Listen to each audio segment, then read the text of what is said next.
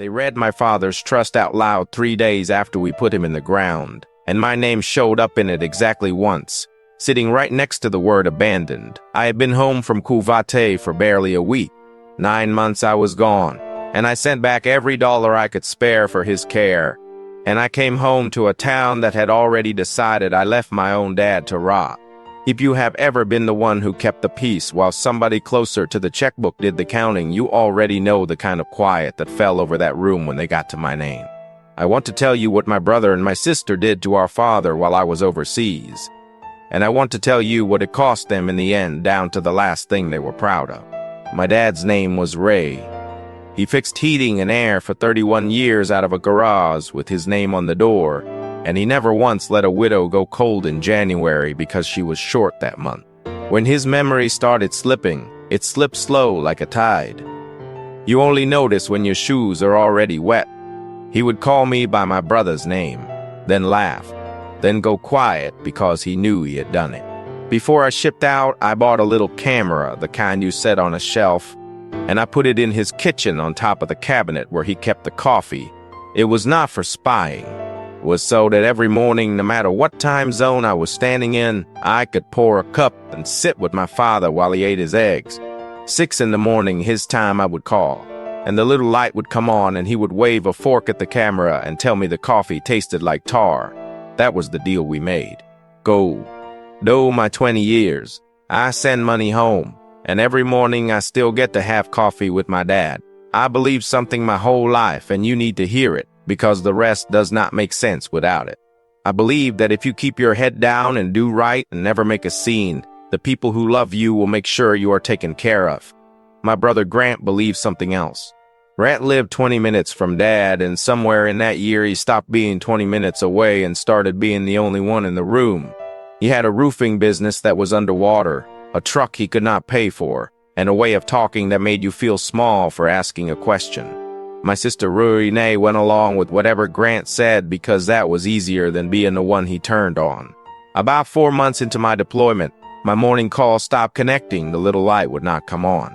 I called Grant, and he told me the camera broke, that Dad kept unplugging it because it confused him, and that I should stop making things harder from the other side of the world, so I lost my mornings.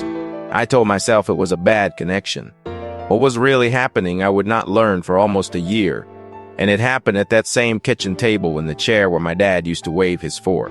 Grant sat our father down with a stack of papers and a man from 2 towns over, and he rewrote my father's trust. The trust my dad made years before split everything 3 ways. Me and Grant and Brunei, even with me named to handle it because I was the one who never touched a dime of his. The new one made Grant the trustee, gave Grant and Renee the house and the savings and the shop, and left me a single line. My father of sound mind acknowledges his youngest chose a military career over this family, and is therefore provided for elsewhere. I was not provided for elsewhere. There was no elsewhere. There was a sentence written by my brother, put into my dying father's mouth. My dad died on a Tuesday in March alone with Grant, while I was 7,000 miles away, being told my emergency leave was still processing. I made it back for the funeral.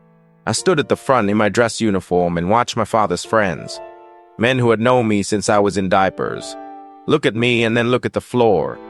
My aunt leaned over during the service and asked me in a whisper, that was not really a whisper, how I could let him die, thinking his son forgot him. I did not understand the question yet. I understood it an hour later at the reading, in Grant's living room, with a paper plate of ham going warm in my lap.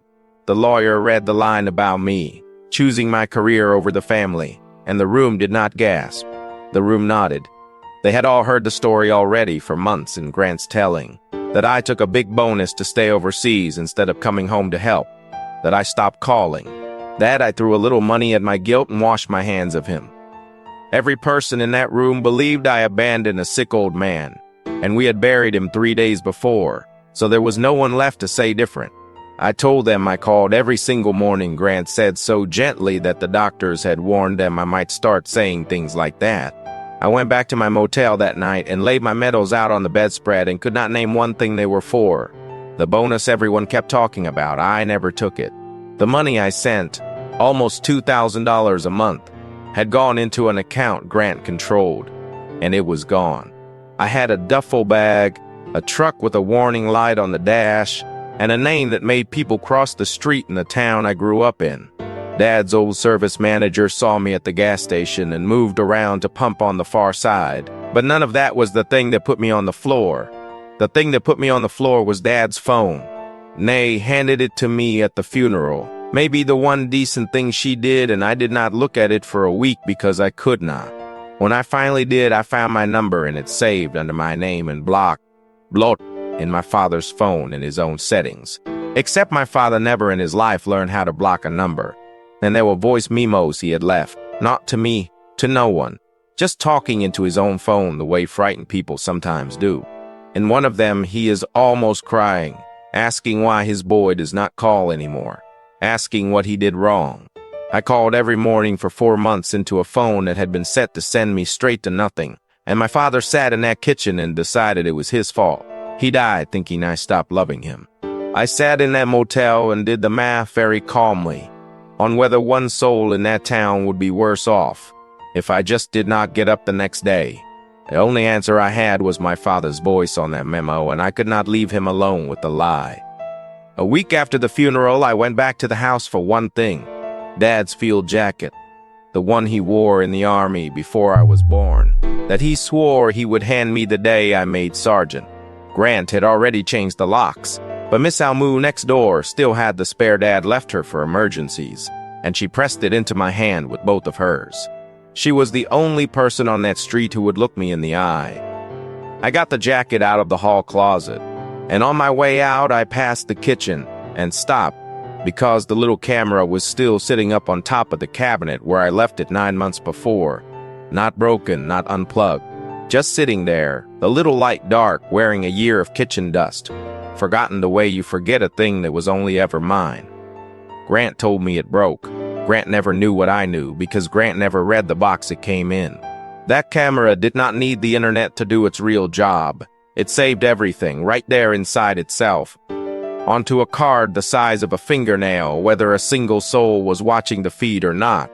I stood on my dead father's kitchen floor with that jacket over my arm, reached up and took the camera down, and my hands shook for the first time in a year. I did not sleep that night, and it had nothing to do with the motel bed. There were 4 months on that card. I watched my father get smaller week by week at his own kitchen table. I watched Grant come in with papers, more than once slide them under my father's hand and put a pen in it. I watched Grant tell my father that I had taken the money and run, that I was not coming back, that a home was where men like him ended up when their kids did not want them. I watched my father ask in a voice gone thin as paper whether his boy really said he was not coming home.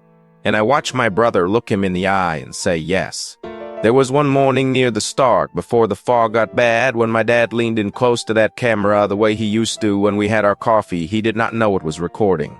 He just looked into it and said, "Tell my kid, I know they call. I know they do, whatever anybody says." I must have played those 8 seconds 100 times. Then I stopped crying and I got a lawyer. Her name was Miss Okafor, and she fought trust and estate cases for a living. And she watched about 20 minutes of that footage before she quietly closed her laptop.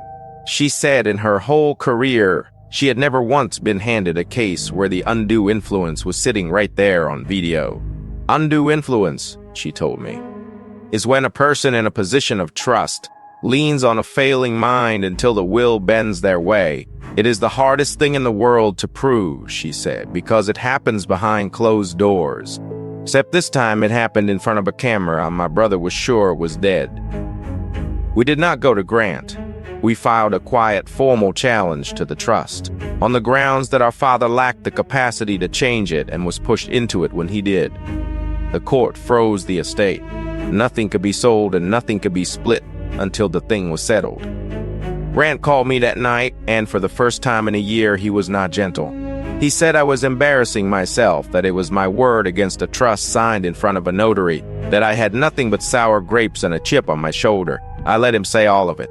Because here is the part he did not know, the part you already know, sitting where you sit. I had every word he said to our father in his own voice, saved 3 times over. And he was about to spend a month digging Dead sure the hole was for me. Miss Okafor told me the most dangerous thing I could do was let Grant see how much I was holding. So I did the opposite of what my whole body wanted to do. I called my brother and I played the man he already thought I was beaten. I told him I could not afford to fight him, that the lawyer was a bluff I could not pay for, that I just wanted a little something to get back on my feet, and I would let the whole thing go. In our state, one person on a call is all it takes to record it legally, and I knew that. And my brother never gave it a thought. He got warm again, the way he always did when he thought he was winning. He told me to be smart for once in my life. He said Dad would have signed anything by the end. You have no idea. The man did not know what day it was. He said, I earned that house. I was the one who was here. You were off playing soldier. And then he laughed and said the thing that ended him, though he did not know it yet. He said, why do you think I pulled the plug on your little spy camera? I am not stupid. He thought he had killed it. He had shut off the feed to my phone and left the thing recording him brag about it. I told him I would think his offer over, and I hung up. And Miss Okafor added that call to the pile. Then Grant did what men like Grant always do when they are sure they've already won. He got greedy, and he got impatient. With the estate frozen and a challenge sitting on his desk, he put our father's house up for sale. Stuck a sign in the yard where I learned to ride a bike. Before the court had ruled on one single thing, Miss Okafor almost smiled when I told her. A trustee who loots the estate he is fighting to keep, she said, is a trustee handing you the rope. There was still the notary, the man from 2 towns over whose stamp made the whole thing look real.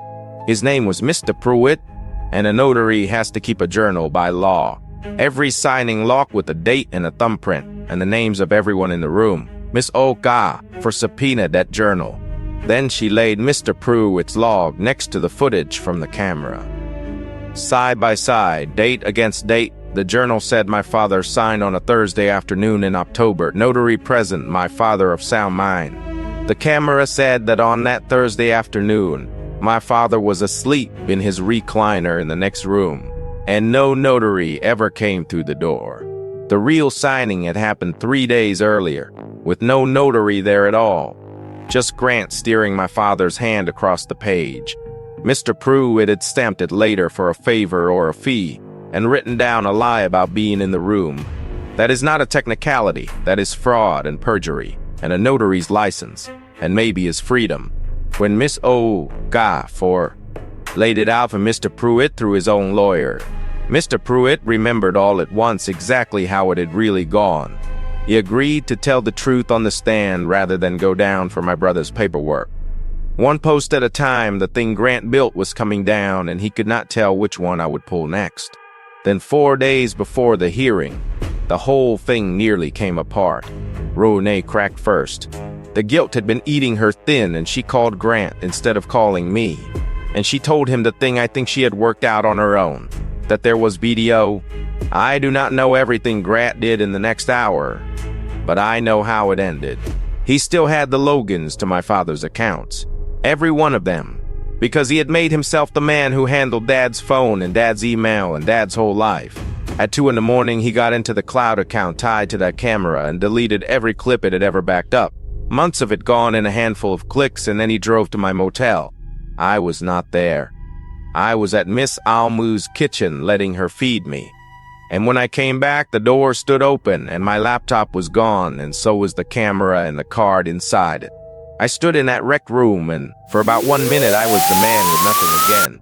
Everything my father tried to tell me wiped and carried off in a single night. Then I remembered who I had handed the real evidence to weeks before.